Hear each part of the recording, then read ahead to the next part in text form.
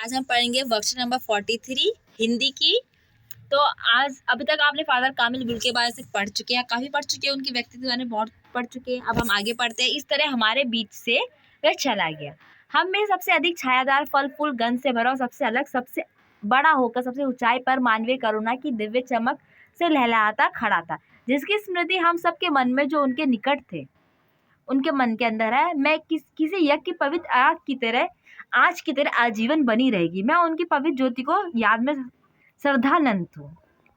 उपरोक्त पक्ष सर्वेश्वर दयाल सक्सेना जी फादर कामिल बुल्के को याद करते हुए उन्होंने लिखा। उनके निधन के उपरांत लिखते हैं, इन पंक्तियों में फादर कामिल बुल्के के विराट व्यक्तित्व की झलक मिलती है। लेखक का मानना है कि जब तक वो राम कथाएं इस विदेशी भारतीय साधु को याद किया जाएगा। उन्होंने हिंदी भाषा और बोलियों के लिए अगाध प्रेम का उदाहरण दिया। यानी कि जो फादर कामिल बुल्के थे, हमने उनके बारे में बहुत कुछ पढ़ लिया कि उन्होंने क्या किया।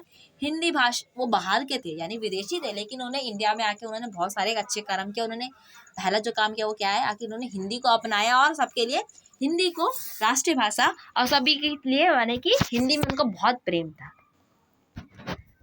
तो आगे हम पढ़ते हैं। क्वेश्चन है, लेखक ने फादर को याद करते हुए अपनी भावना किन शब्दों में प्रकट की है। तो इसका आंसर है, छायादार, फल फूल गंध से भरा हुआ, सबसे अलग, सबसे खड़ा होकर सबसे ऊंचाई पर मानवीय करुणा की दिव्य चमक में लहलहाता खड़ा था, यज्ञ की पवित्र अग्नि की आँच की तरह है। कौन? फादर कामिल बुल्के।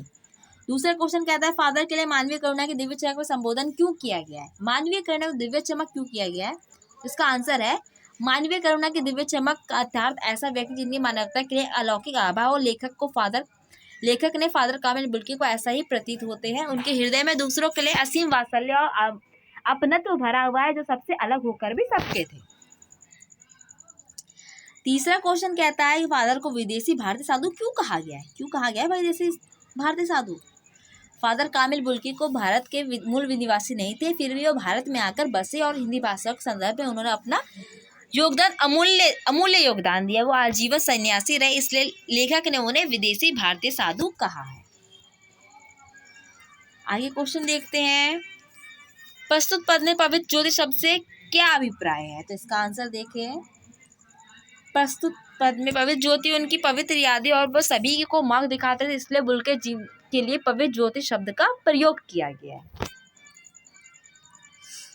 आगे देखते हैं, कुछ ऐसे व्यक्तित्व भी होते हैं जिनका जन्म भारत में हुआ है, किंतु उन्होंने अपनी कर्म भूमि किसी और देश से बनाया। ऐसे व्यक्तियों के बारे में जानकारी एकत्रित कीजिए, सूची कीजिए, उनके कार्यों और योगदानों को लिखिए। तो मैंने लिखा है कुछ के बारे में। तो पहला है हरगोबिंद खुराना, भारतीय अमेरिकी जैव रसायनक थे, जिन्होंने नोबेल अवार्ड से सम्मानित प्राप्त किया। ठीक है।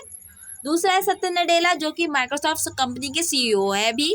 सुंदरलाल पिचाई, जो कि गूगल के मुख्य कार्यकारी अधिकारी है। ये सब क्या था, इंडियंस ही थे, लेकिन उन्होंने क्या किया, ये अब विदेशों में बस गए हैं और वहीं पर रहते हैं, और उन्होंने क्या किया, अब अपने अपने काम में बहुत ज़्यादा अच्छे, और उनका बहुत ज़्यादा नाम है जगह जगह पे।